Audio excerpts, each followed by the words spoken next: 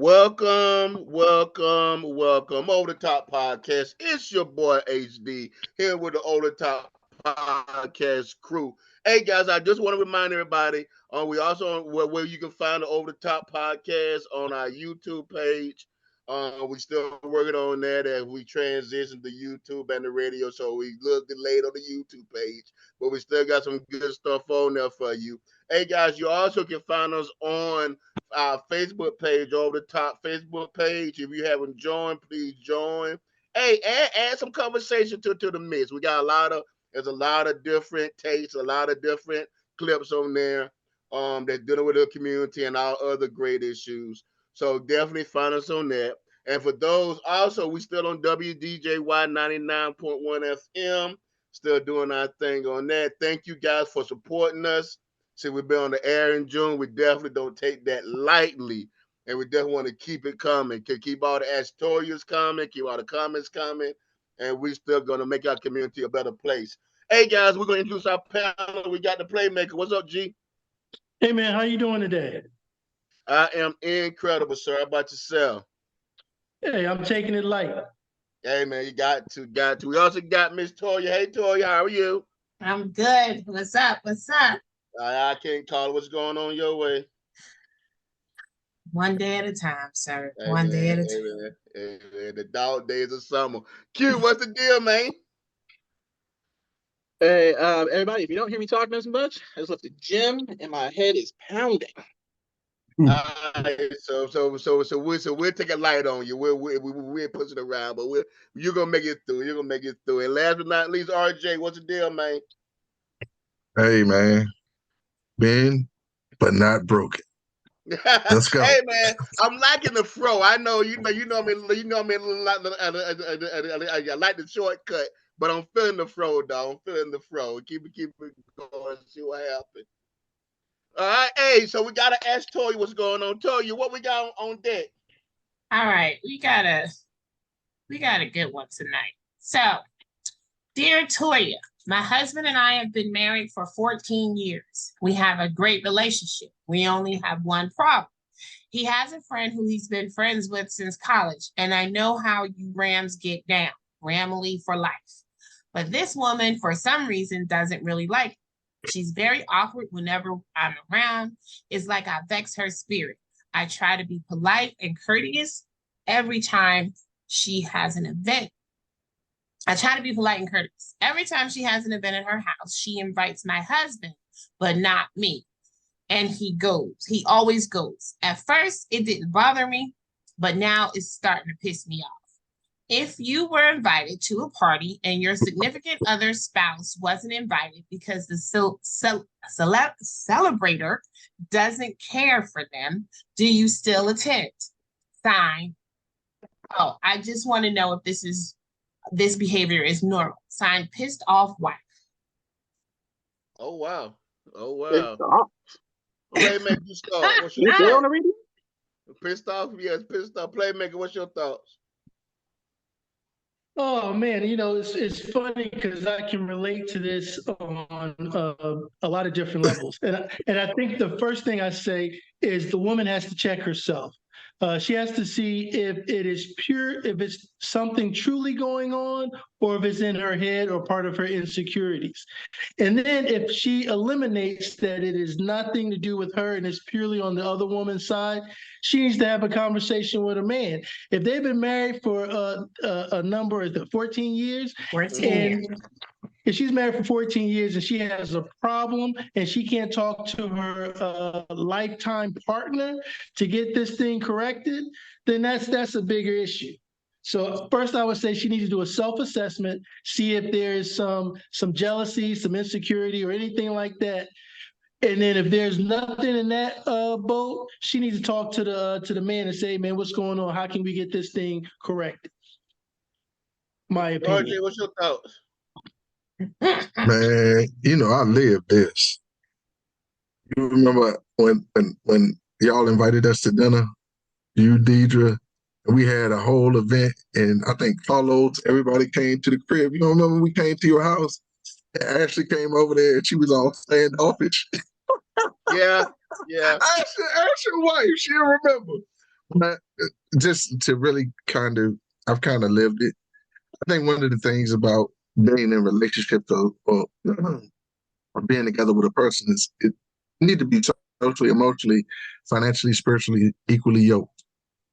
And if there's room for growth in that situation in terms of her being willing to engage with those folks, I think it's more or less her inability to come outside of herself and engage with these people and afford herself an opportunity to learn or be with new people. I think a lot of it is she just doesn't feel like she's a part of the group, and you have to make yourself a part of the group. And there's places and circumstances and situations that I insert myself in with my significant other at points in time that I'm not necessarily crazy about, but I do it for that person.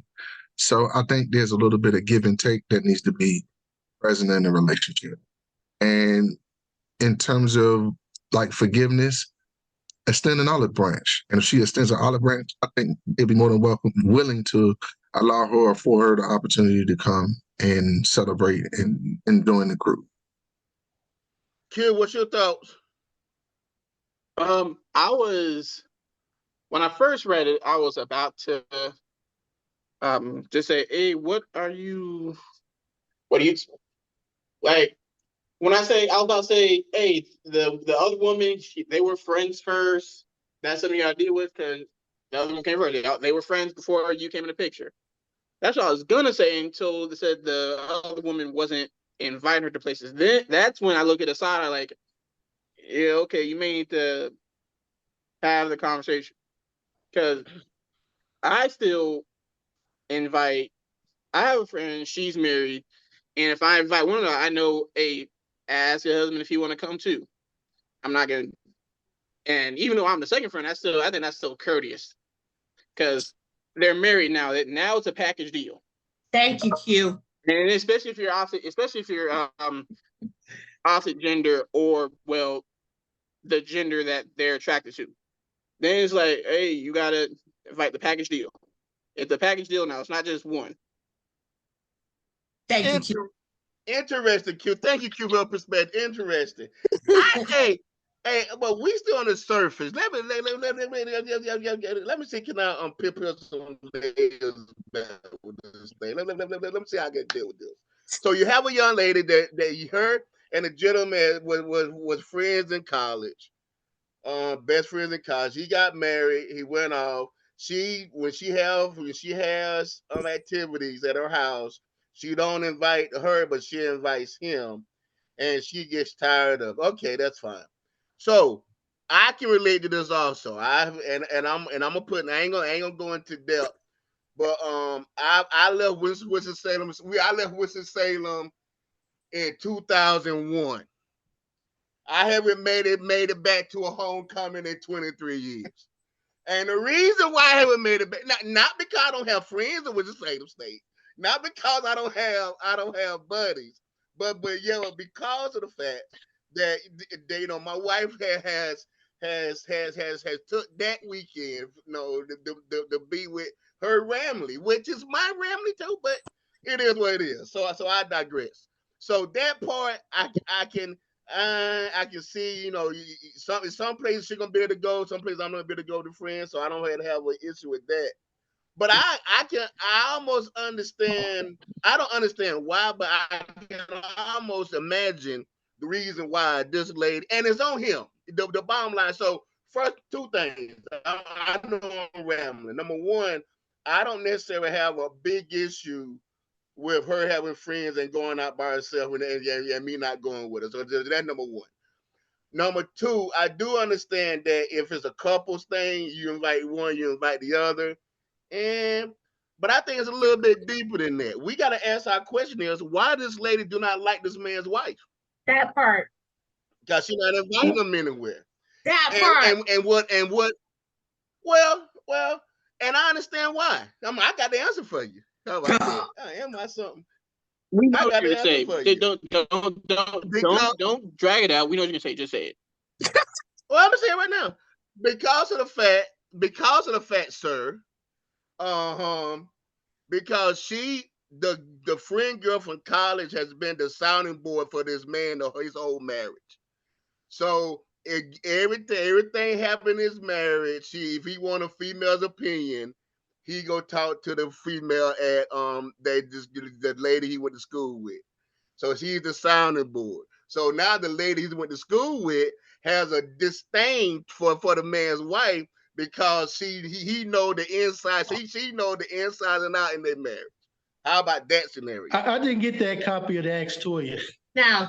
No, I'm just saying. I didn't get that one either. The rationale. No.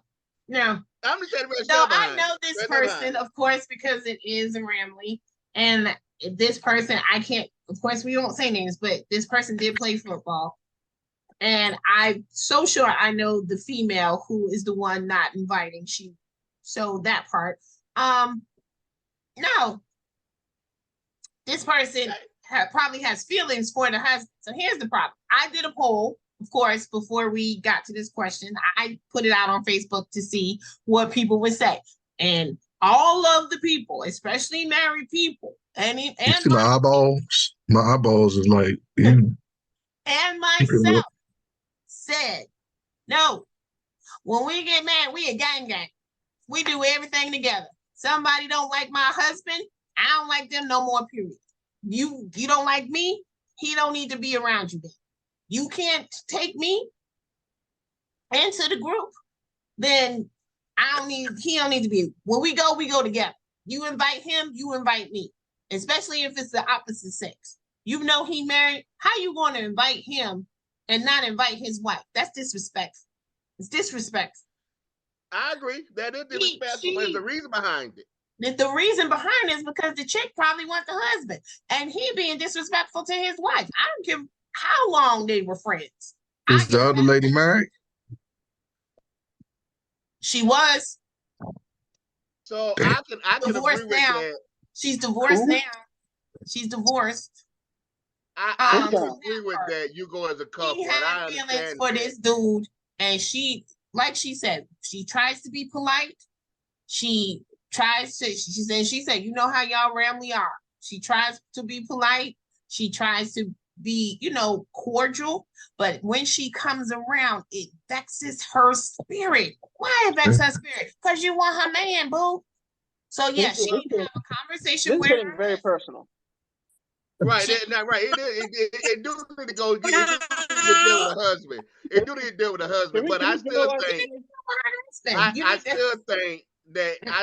think that he's confided in his friend a little too much. It's on him. I don't care. Even if he is, that's something you shouldn't do either. That's something you should not do either.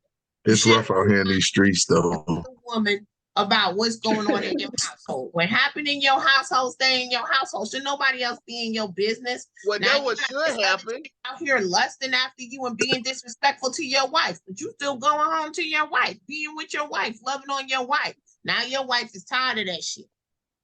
I agree, but that was supposed to happen. It don't happen like that. It don't always go down like that. I don't care. When we together, we together. Like that. Only and homecoming is different. Hey, just because you don't come to homecoming, that's a whole different thing. No. I was just as an example. That was an example. I don't care. I mean, we ain't gotta come. That was an example I was using. Spouses ain't homecoming. People will be going off right now. Hey man, I'm just saying that is I don't, and that's fine. I done dealt with my issues. That's neither here nor there. The point I'm making is it's a little bit deeper than this lady. It's deeper, but she does need to have a conversation. He's confiding in her. It's a reason why this woman don't like this other woman. He's confiding in her. She want her man. She's been with her man before, probably. Knowing this man, do we know this? Knowing this man, they done been together before. So see the side piece? We are spilling a lot of tea here. Yeah. Can we clean up? Can we clean up now? No, what I want to say is that you need to have a conversation with your husband and say, look, it's not, I don't feel it. It's just, it's disrespectful. No, you can no longer make your feet heavy, baby. Make be save that marriage. Playmaker, your final thoughts on this, and we wind it down. They say it all. Your final thoughts. I'm thoroughly confused. I mean, we went from previous relationships, sidekicks, wanting the man, being a confidant. It's a lot of things that read into that ex Toya. All I'm saying is, yes, I do think there's an issue. She needs to first see if the issue is herself, because she could be the one that. I don't know. She could be the person.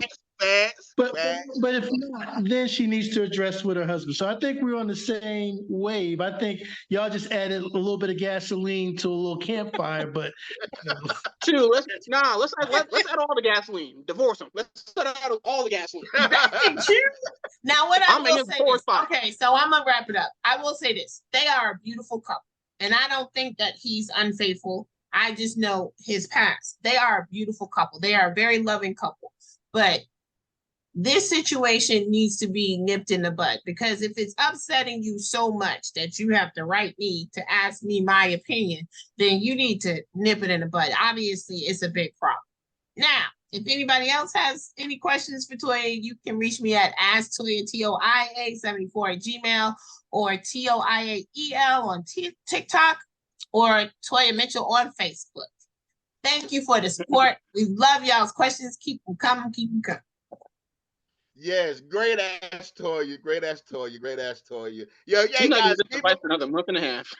Keep them coming. That's fine, but we still gonna keep them coming, so we have something in reserve. So tonight we're gonna jump in. This thing we call colorism. Now, colorism was the device used by European colonists to create divisions among between enslaved Africans, and further the idea of being close to white as possible is the ideal image. One of the first form of colorism was the slave owner decide that only the light skinned people, enslaved people, work in a house, while the dark skinned ones will be subjected to the harsh conditions of the field work. This practice had led to a clear division between slaves, undermining their solidarity against the slave owners. After slavery, the preference for lighter skin could continue to become evident with the black community. And the black people showed a preference for lighter skinned black people. Consequently, a dark skinned individual will not only face discrimination from white society, but will also face discrimination against black society. Things like the brown paper bag test and the comb test, and even they have the door test. So we're talking about a little bit this about colorism. But Ron, I'm gonna start out with you. During slavery, the slave master fueled the ideology that white or light is superior. Who is fooling this ideology today? Is it still well, we don't have slave masters today, but is it still the white society, or is our community more responsible for that? Man, you can go a number of ways with that question, but I would say this. In the last maybe about 25 years, it's a difference in a dynamic, I feel. At one point in time, darker skinned brothers and sisters were not necessarily in vogue. Now they are. In all true honesty, what we're dealing with, even when you start talking about it from the context of a slave master pitting one group against the other, it's essentially functionally what we would call Willie Lynch. But a further deeper dive is if you go to the 1618 project, when they start talking about racism and the development of the word white and white becoming a race, you're talking about a separation and a deviation that is put in place to form a construct that keeps people pitted against each other. It's like a form of the matrix. And so what we have to identify right now is Is it as prevalent as it was when I was coming of age and a young person? I don't hear the conversations as much. However, it was the subject of a movie called Jungle Fever, which was really deep and a really profound movie by Spike Lee. Really groundbreaking. And in my opinion, that pitting one slave against the other was directly correlated to keep us fighting and at odds with each other over the years. It's time we bury colorism, and it's time we look at each other as brother and sister and beyond that. But one of the things that's really funny for me, and I'm gonna say this, and I'm gonna end my quote. I hear Charlemagne always talk about DJ Envy, and he calls him beige rage. You know, a lot of times people make the underhanded jokes, but in all true honesty, man, slavery has a heck of a history and is really heavy in terms of our colorism. So we have to look at each other and love the skin we're in. Perfect. Kill, I'm gonna do a quick question. I know a little rather, but a quick question. In your generation right now, are you seeing a lot of colorism issues, or do you guys? I know you Gen Z, so are you guys dealing with that at all, or you don't normally? I don't see it in my everyday life. In fact, I only see it on social media. And I only see it when in fact, what's crazy, I only see it when someone, like say a rapper, puts a dark-skinned woman in his music video. And then someone else who's dark-skinned will say, look at a rapper get showing love to dark-skinned women. And then a light woman will say, then a light woman will respond, and then that'll be a discourse for the day. That's the only time I ever see it. Okay. Otherwise, in person, I don't see it. I don't know too many people that actually see things in person, as far as that goes. You know, except for probably models. Okay. Gee, Playmate, I'm gonna go with you this question, kind of similar to Quentin, because you haven't seen it growing up. What's your thoughts on is colorism or light skin privilege as you see it growing up when you was younger and now? Do you see things have changed from the times you was in your teens to now as an older professional? Is colorism still a big issue? I would say that I haven't seen much change between now and when I was a kid. I think we do it so often that we don't even catch it some of the times. I know that during basketball season, we were talking about Devin Booker, not David, Devin Booker. And we were saying, because he was light skinned, he was playing a little bit soft. And he wasn't a very physical player. And I think that's just a diversion of the colorism. I think that we just do it so easily that we don't even realize that we do it all the time. Just like Ron said with Charlemagne, it's just second nature until we actually sit down and analyze it. So yes, I think it was strong back then and it's strong now. Okay. T, I'm gonna go with you with this one. A little deviation from the question, but kind of the same. Do you see? Do you believe that we still struggle with the same issue with colorism today, especially with the girls in school Yes. and do you still and expound on that? Expound on that. So dark-skinned girls are also 3 times more likely to be suspended in school, in elementary school, starting in elementary school. Dark-skinned girls are 3 times likely to be suspended. Colorism is linked to lower income, mental health issues for women, longer prison times, fewer job prospects, and physical health. So if you go into a hospital, we always talk about the disparities on healthcare. If you are a darker skinned woman, you will be treated differently. And that still happens to this day. And the statistics show it. And that statistics about the dark-skinned girls being suspended, that shocked me. And that came up a couple of years ago when Zoe was in the 3rd grade. It was something that came out in Charlotte. It was a big issue here in the city. How our kids are suspended at a higher rate. But if you're of a darker hue, And if you're a dark-skinned girl, because we're seen as, difficult, loud, angry, combative because of the darker hue of our skin. Whereas on the light skin side, if it's closer to white, then it's right. If you are doing a paper bag test, still to this day, and they don't do that, then, if you're on the other side of that paper bag, then you're good. You're calm. You're docile. You're exotic, too.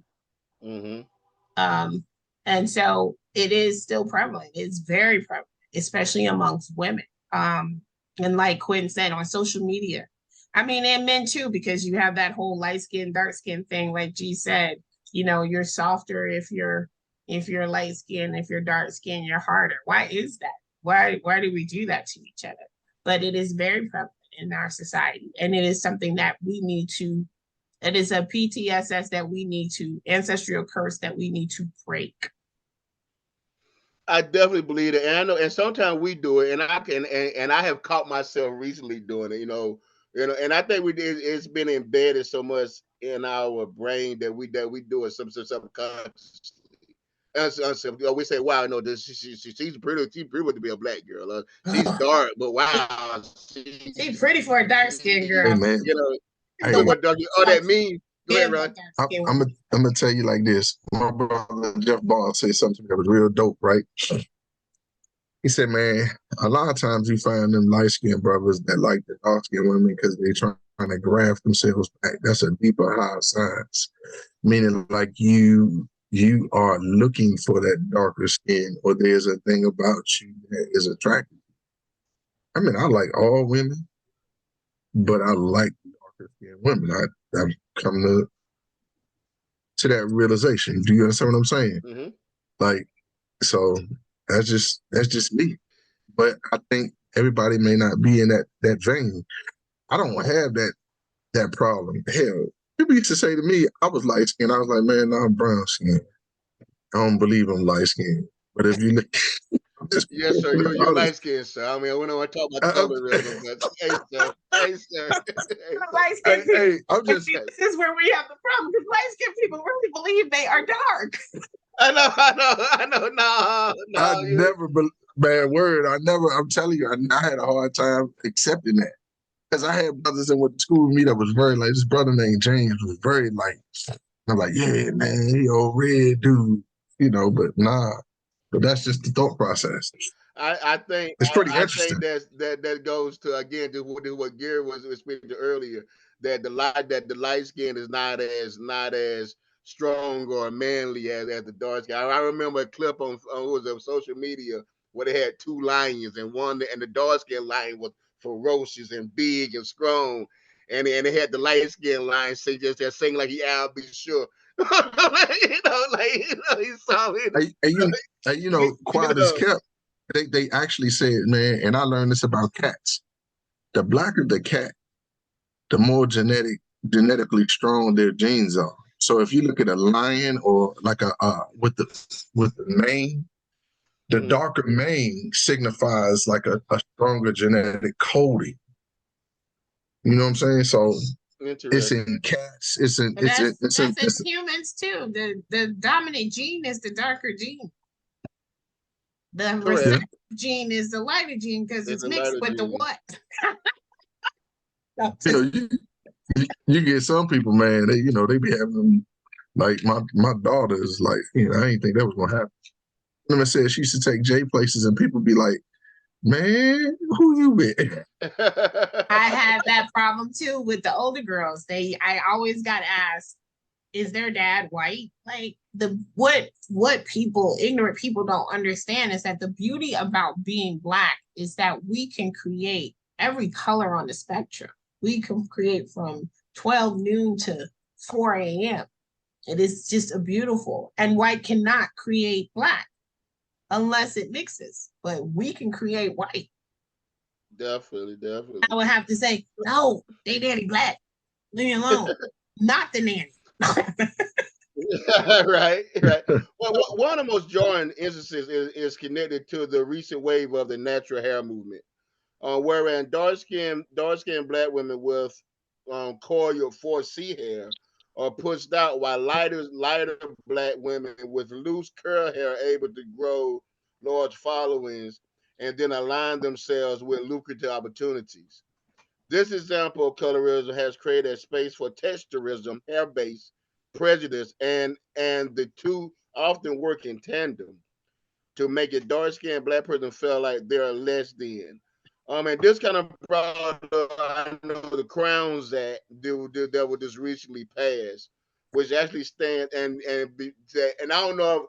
And tell me if I'm wrong. I don't know. Would the Crowns Act be a part of colorism? Yeah, I'm going to you play, Megan. Would the Crowns Act with that tie, and I'm gonna give the definition of it.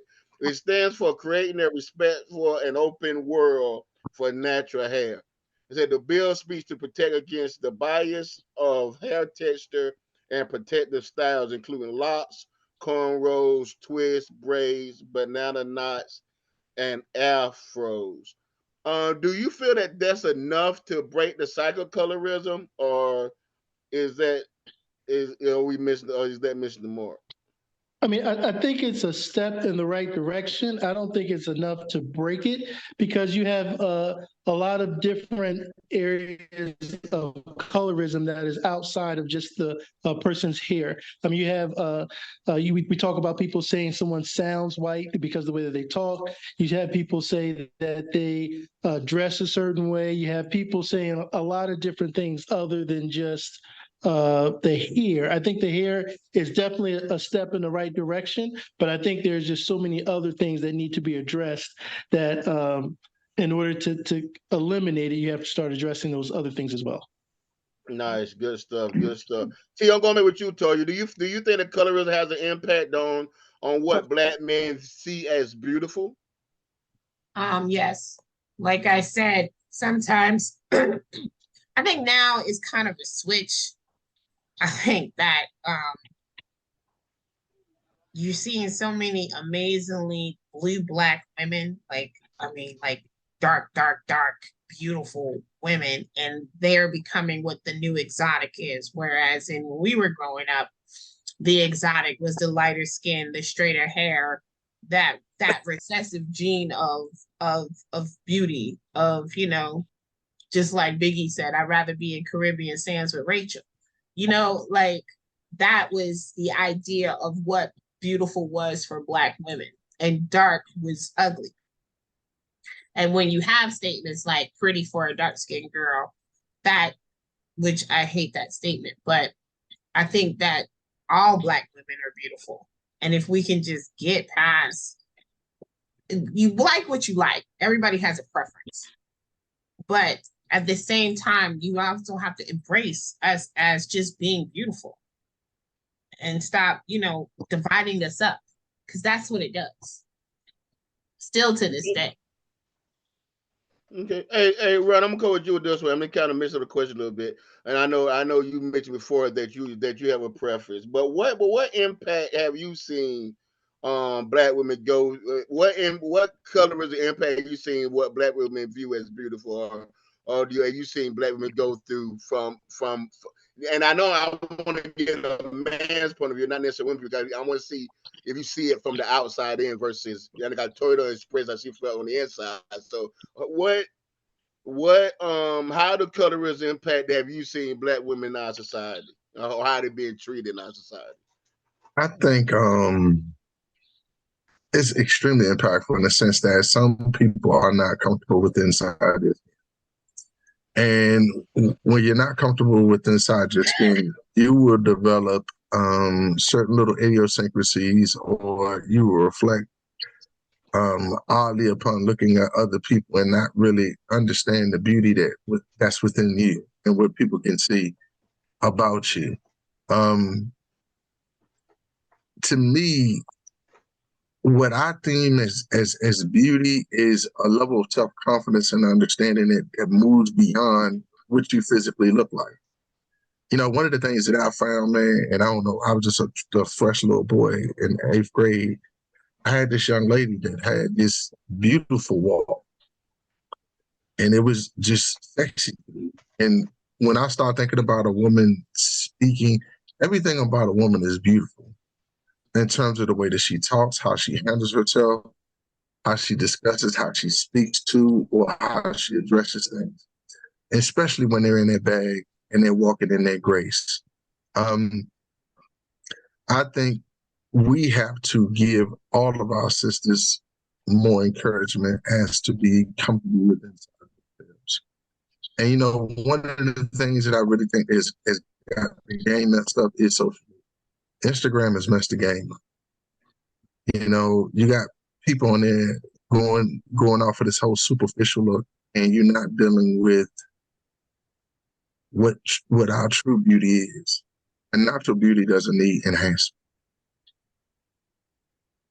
Definitely. Q, I'm gonna come with you with a quick question. I know a lot of say beauty's in the eye of the beholder. When you look to date a young lady, do you take colorism in aspect or preference light or dark, or is that a preference or is that colorism?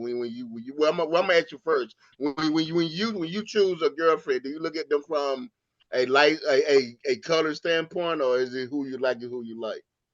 I do not discriminate.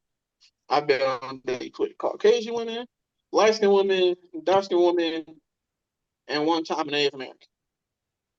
I do not discriminate. I personally don't discriminate. Now, do some men do? Yes, some men do. Do some men do to the degree that some women think they do? No. There's some that do, but not to the extent that majority of men do that. No, that's not true from what I've seen. Okay. Okay. Playmaker, I'm gonna come with you with similar questions. I know a lot. Is it when is it a preference to date with a light or dark skinned person, or when is a preference, or when it falls into a pattern of colorism? Is there a line across there? Is there a pattern you see there? So I think when you say a preference, it is saying that, okay, this is what I normally go for, but I am open to everything. I think when you get into some of the different forms of colorism, you said this is not even, I'm not even open to explore if this person has anything to offer because I'm stuck at this appearance based off of the color. So I do think that there's a slight difference, and I do think that there are some people that have a negative experience with one black woman and therefore or dark skinned woman and therefore eliminate dark skinned women or vice versa, have a bad experience with a light skinned woman and eliminate all light skinned women because they started to put everybody in a different category. So I think that also is something that we have to guard Yeah. against. Now we've talked about men choosing women, but women can have the same issue. Toya, do you think Do. women have color biases? I do. Huh? I You do. do? I prefer a dark skinned man, but that's not how it works out. It never works out that way. Because most dark skinned men like light skinned women. But I always probably end up with a lighter skinned man, lighter than myself. It never works out that way. But it's just for me, it's more of how I think it looks together, how the chocolate and the chocolate mixes. It's just beautiful. I don't know. It's just my preference. It's not, and if that's a form of colorism, I guess it is. But women do have biases. A lot of women are going towards, back in the day, it was all about the Albie Shore. And, but now it's like the Idrises. And so we do the same thing that men do. I'm gonna stay here with you because I mean this is off the script a little bit, and I want you to talk about a little bit and how because you mentioned before on how colorism affect black women, especially when it comes to healthcare. The idea that the darker you are, the more pain you can tolerate or you can't tolerate. Can you expound? I mean, being in healthcare business, expound on that a little bit. What's your What's your thoughts, or have you ran into that So, scenario? so during slavery, of course, the separation of the two. You have the darker skinned women, unless they were milkmaids or they can cook real well, or they was massive special in the field. So they worked longer in the fields. They did the heavy work like a man. If you see our 12 years of slaves, I still want to know where Patty is. You know what I'm saying? So Right. she baled cotton like it was nothing else. 100 pounds of cotton, that's a lot for a woman. And so we've been seeing that way since slavery, that we're stronger. And then it's not just a darker skin, it's just Black women, period. But dark skinned women get treated differently because we're said that we act different. That, like I said, like we're louder and we're more combative, we're more aggressive. Even sexually, we're said to be more highly sexual. And so when you look at trafficking, when you look at us being sexualized from the age of 5, you do see that in a trafficking state that most darker skinned women are trafficked. And light skinned women get trafficked too. Don't then women get trafficked, Black women get trafficked, women get trafficked. But on the higher end of the spectrum, it's a darker skinned woman that gets trafficked because we're more sexualized. We're easier to be used because of our darker skin, because it makes us seem to be insecure for some reason. So that makes us more what's the word I'm looking for? Hypersexualized. And so we're stronger. And so medically, we can take pain better, so to say. Of course, more Black women take pain more than our white counterparts. We're not allowed to have white women tears. We're not allowed to act out in public. So we have to be stronger. Okay. Playmaker, I'm gonna come with you. We got a little time, so we off script a little bit. We normally stay, but you guys are very intelligent people. You can keep up with me. Being in the corporate world, especially in the management area, do you see colorism at that level? When it comes to hiring or dealing with different, I mean, I know you've been not nothing personal, but this in a general form in your career. Have you seen? So I personally have not had to deal with it or see it, but in looking at different reports, you see that there's definitely the numbers that indicate that lighter skinned people tend to get the jobs more than darker skinned people. I personally have not witnessed or been involved in any of that in the hiring processes that I've been involved in, but I will say that based off of the data and the statistics, that's what it says. Yeah, well, I'm gonna ask you the same question. You guys in two totally different fields, and your line of work, kind of you deal with more of the public than Playmaker do.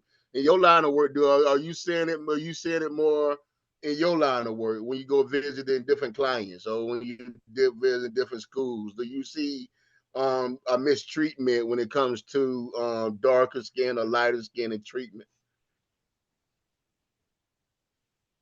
Man, that's a loaded question, man. That's a deep question because a lot of the homes I go into are not necessarily in the urban area. I work in what they call 5 counties, so I go to counties that are rural: Siler City, Caswell County, various different places, and some of those places are strongholds and aspects for the plan. So when I go in, I'm conceptualized one way, but eventually I generally end up winning folks over.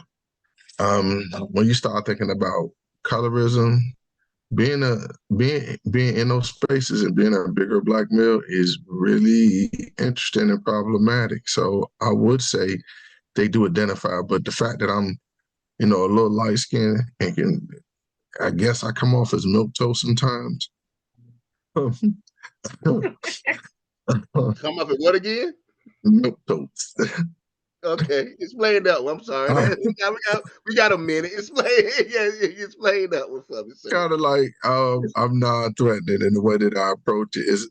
I'm not necessarily you're not seeing like the DC, like the bob in the head or the aggression or any of that. I don't show that to the folks. So it's wholly ratcheted down, and you're not seeing that. I do display it. One of my parents, man. Yeah, well, it's kind of crazy. One of my parents was like, Mr. Johnson, I didn't know you was going to raise your voice like that. I was like, yeah, because he wasn't listening to me.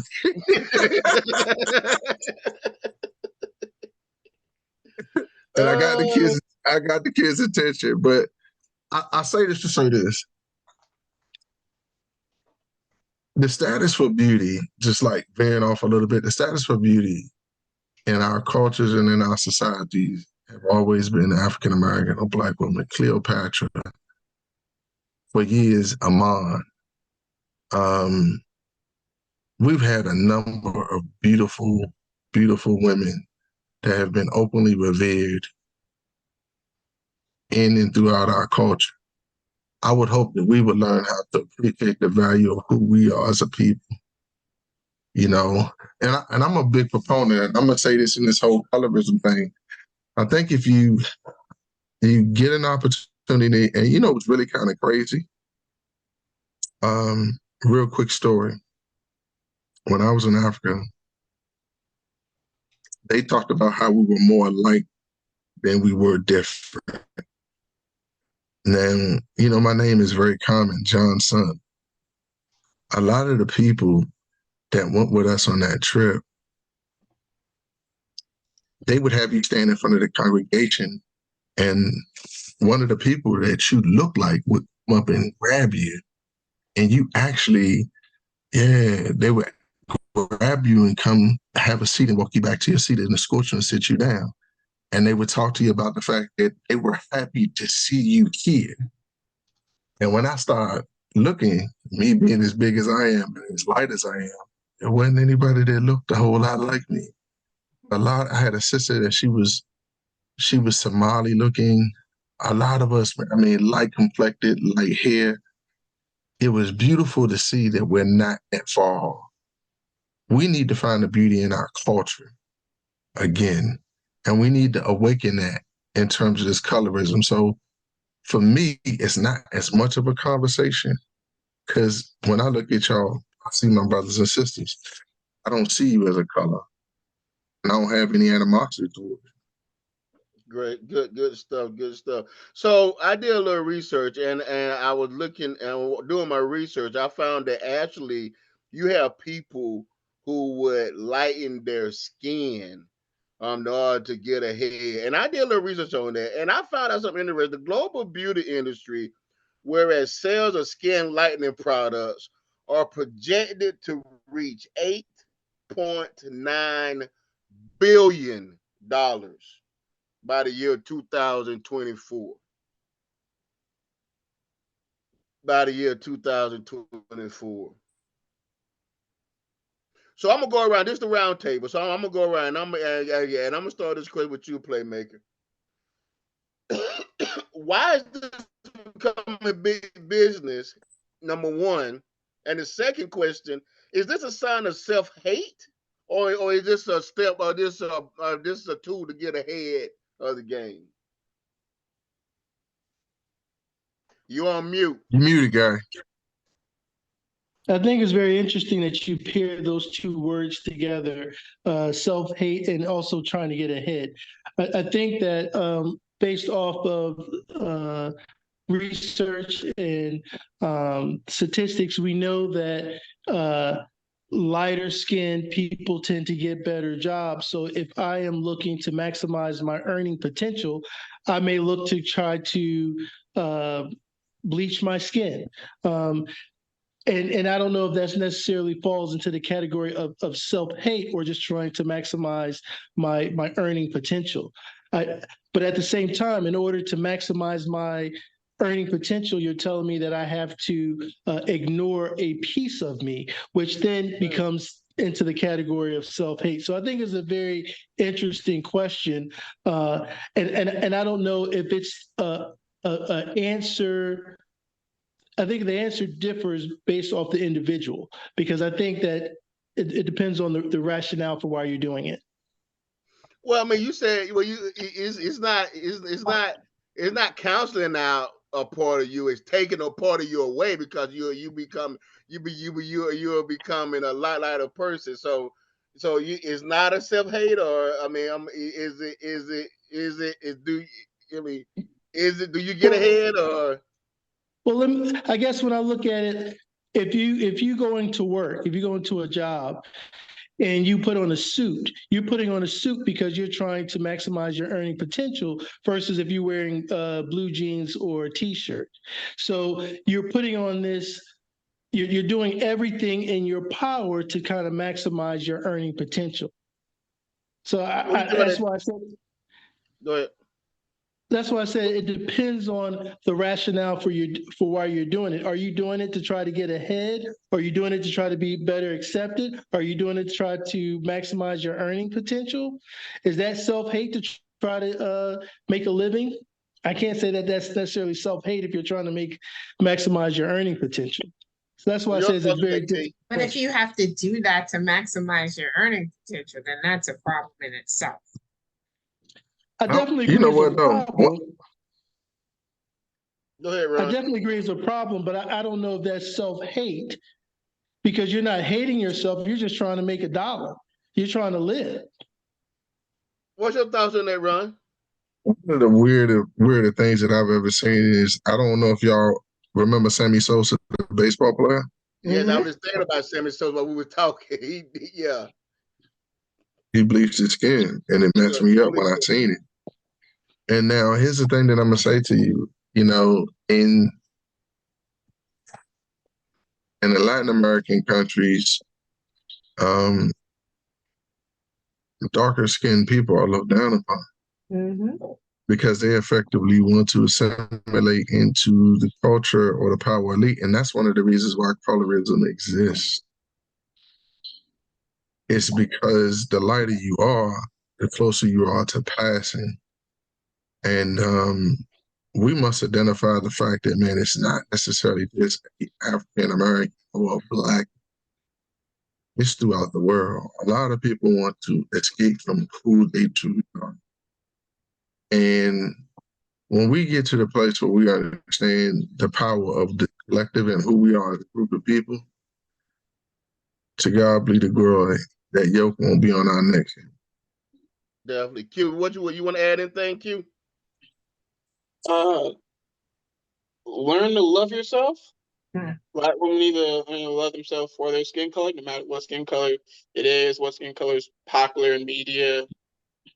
Yeah, love yourself. If you have an issue with, if you're a Dutch woman and have an issue with lighter skin women, but still buy the makeup that makes you lighter, you might be hypocritical. And is this the final words too, or we got? No, we're not the final word. Not yet. I'm coming around to you. Give me a second. Oh yeah. Then love yourself. Stop buying makeup. Okay. Okay. You got anything to add, T? I agree with you. Love yourself and teach your children to love themselves. Teach your children to be comfortable in their skin. Okay. I know my mother didn't know that I had a problem being dark skinned, and I am the darkest one in our house.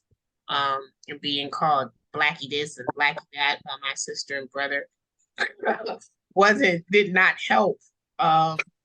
I literally just started, like you see, I have red on tonight. I put beautiful colors on my girls, and I think they look absolutely amazing in them. But I never thought I looked good in colors, and my kids look just like me. But so seeing them in their confidence, because I have two very confident young ladies who love the skin they in. They love their natural hair. They don't want to add any hair. And they always tell me, Mommy, you don't need any lipstick or anything like that. But teach them to be that way. Raise them to be confident, and they won't have the problems. That's breaking the curses that we have. They won't have the problems that we have with color. And that generation will grow up loving each other just because you're Black. Great conversation, guys. We're gonna continue the conversation of colorism at another. We have a part two. But great conversation. The conversation will continue. But like I say, I mean, I think we said it all, guys. This can continue to love yourself, and love on and love, and and be comfortable in the skin you in. Make a last word for the night, sir. Last thoughts for the night. Yeah, so I'll go with all shades of black is beautiful. Don't get so caught up into what your preference is that you don't explore the rainbow. Toya, last thoughts. My last thoughts was my words for the day. So, I'm on this hip hop this week. Stay far from timid, only make moves when your heart's in it, and live the phrase, the sky's the limit. There you go. There you go. Q, last words for the night. Last thoughts. I'm at internship, and the public speaker said this earlier today. Well, he said a variation of this, and I'm going to say it here too. The biggest enemy of seeing the vision is division. Yes. Yes. Yes. RJ. Hey man, anybody under the sound of my voice that's in the state of Florida and can vote in these primaries, please do not vote for Ron DeSantis. He is a joker. I'm being nice. He is a joker. He's not trying to just whitewash history. He's trying to effectively eliminate and brainwash people in the same time frame. Folks, we need to wake up and be more functionally active. Oh, yeah, get Martin Taylor Greene out of there too. She's an idiot. And your boy from Texas. He got to go too. Hey, so my last word is this. Ted Cruz. My last word is this. The one of the keys of every successful person that ever has been successful lies in the fact that he formed the habits of doing the things that failures do not want to do. Y'all And that's it, guys. That's it, guys. Like always, may your next move be the game changer. Good night.